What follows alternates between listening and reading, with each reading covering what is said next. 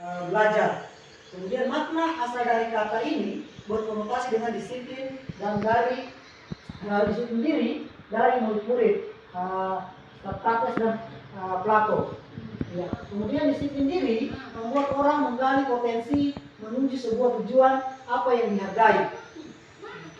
Namun dalam budaya kita makna disiplin telah berubah menjadi sesuatu yang dilakukan seseorang kepada orang lain untuk mendapatkan kepatuhan. Kecenderungan untuk umum adalah dengan menghubungkan kata disiplin dengan ketidaknyamanan, bukan dengan apa yang kita hargai atau pencapaian suatu tujuan yang mulia. Ya. Jadi itu sudah bergeser makna disiplin dengan kita berarti mendisiplinkan orang. Nah, itu.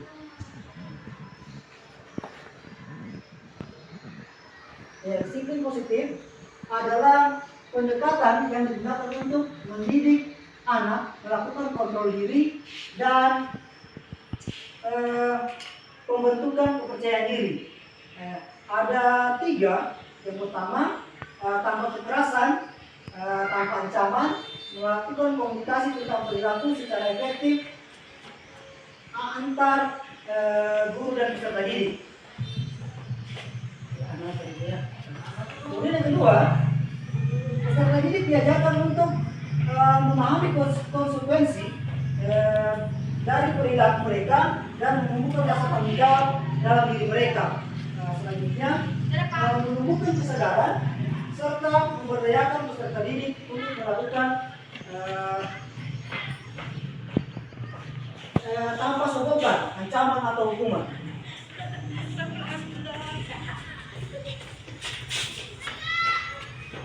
Ya, disiplin positif akan melahirkan nilai-nilai kebajikan yaitu profil pelajar Pancasila.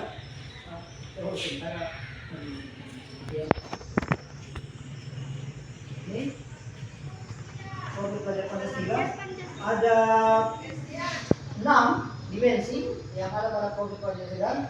Yang pertama itu beriman dan bertakwa kepada Tuhan Yang Maha Esa.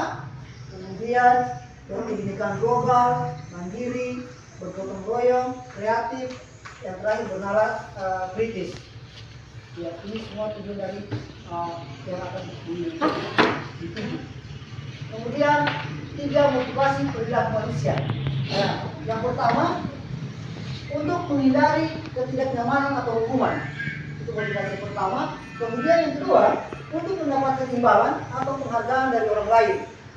Dan yang ketiga, untuk menjadi orang yang mereka inginkan dan menghargai diri sendiri dan nilai-nilai yang mereka percaya. Jadi ada 3 ini motivasi perilaku manusia.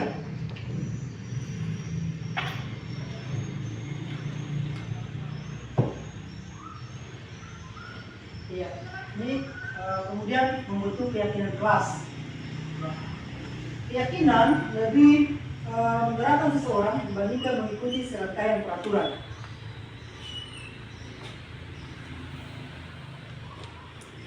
Contoh keyakinan kelas yang salah satu contoh yang saya angkat itu hormat. Kemudian kami meyakini bahwa sangat penting untuk menghormati semua orang dan barang milik orang lain. Kemudian bekerja, kami meyakini bahwa sangat penting untuk menggerakkan segala pekerjaan atau mengikuti kegiatan yang telah ditugaskan. Yang terakhir, diterima dan dimiliki. Kami meyakini bahwa sangat penting untuk merasa diterima pada suatu kelompok dan saling peduli atau satu dengan yang lain.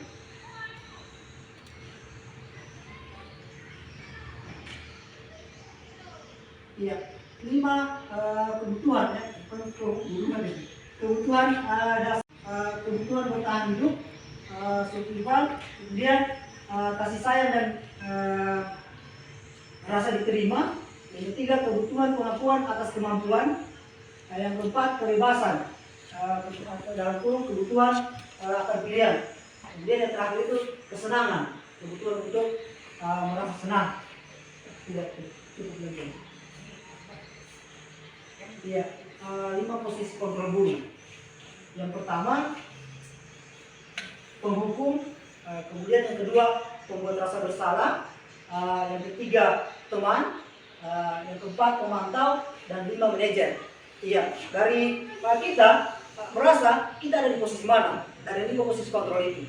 Iya, saya sendiri saya merasa ada di penghukum dan pemantau. Iya, kenapa di situ? Karena kita datang, ya kejahatan ini pokoknya ini tanpa ada kesepakatan pokoknya kasus itu saja ini. Nah, ini seperti itu ya.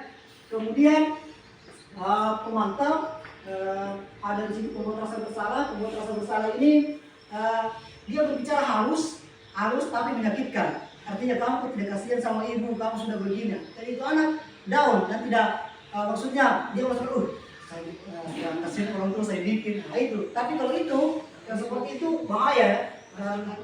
Iya. Nah kalau seperti itu bahaya karena kenapa? Selalu terpendam apabila tidak keluar ya, bisa membuat yang tidak maksudnya tidak diinginkan. Kemudian teman ini kita seperti teman dengan siswa, bercanda, ketawa. Kemudian cuman ada teman ini ada juga negatifnya. Maksudnya negatifnya kalau tidak guru itu kemungkinan dia tidak mau disuruh guru lain. Dan apabila dia mau minta tolong, pas pada saat dia membutuhkan pertolongan, guru tersebut tidak ada. Nah, dia pasti merasa kecewa. Nah, seperti itu. Jadi kemudian pemantau ini orangnya pokoknya jelas kamu melanggar, tidak ada ampun. Pokoknya melanggar, tahu kan kamu sudah melanggar, tidak ada kesempatan. Pokoknya kamu melanggar ini yang kamu melanggar. Kenapa kamu jadi seperti itu? Nah, dan yang terakhir manajer. Nah, manajer ini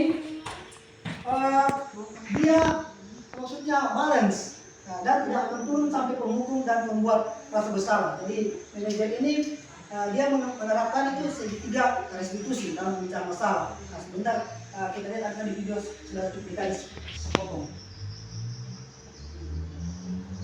Ya ini restitusi. Restitusi segitiga restitusi adalah suatu proses dialog yang dijalankan oleh guru atau orang tua agar dapat menghasilkan murid yang mandiri dan bertanggung jawab. Aspek yang dikembangkan adalah dari salah jangan tunggu dan berkembang menjadi satu kebiasaan positif dan akhirnya membentuk karakter manusia. Proses dialog ini terdiri dari 3 langkah yang digambarkan pada ketiga sisi pada segitiga. 3 langkah yang tadi itu. Sisi pertama adalah menstabilkan identitas. Sisi kedua adalah validasi tindakan dan sisi yang ketiga adalah menentukan keyakinan. Untuk mendapat diri ini akan ditunjukkan diri berada dalam posisi yang baik, menggunakan penerapan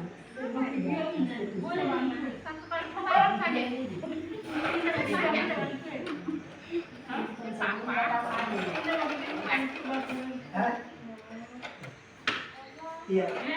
Ini guru sebagai posisi manajer. Sebagai posisi manajer menangani salah satu kasus. Nah, ini coba dulu. itu Pak, tuh banget. Mustahil Kan identitas. saya konfliknya Pak. Ya aku marah lah. Aku balik nyatain mereka di depan kelas. Tuh banget. Oh begitu. Ya pasti kamu merasa besar. Nah, itu kan Bapak juga akan marah apabila dia menuduh bapak. Kemudian pada saat itu kamu mau melakukan apa? Saya langsung ngatain Eka lah Pak. Tuh banget. Saya bentak-bentak dia di depan teman-teman lain. Oh begitu. Pasti kamu melakukan seperti itu karena satu alasan tertentu kan? Iyalah, saya diam saja Pak. Ya saya bela diri lah. Aku kan cuma tukang fitnah. Ya, mempertahankan harga diri itu sesuatu yang penting buat kamu. ini kan Tidak tidak masalah. tidak begitu gagal lagi. Hanya meminta perintah. Iya Pak. Untung saya masih bersabar dan hanya meminta saja. Sudah benar padahal saya pasti bela diri lah. Ya pasti ya. Tapi kamu memilih untuk tetap bertahan dan bersabar. Kamu memilih untuk tidak berbuat lebih parah lagi kan? Iya. Nah, sekarang coba kita lihat lagi. Tindakan kamu yang mentak-mentak tadi. Tindakan kamu itu kira-kira sesuai dengan keyakinan kamu atau Dengan keyakinan. kamu tidak? Enggak lah Pak, capek Pak jadi pengarah. Jadi keyakinan atau prinsip mana yang kurang sesuai dengan keinginan kamu? Ya, saya sebenarnya sangat menghargai orang lain.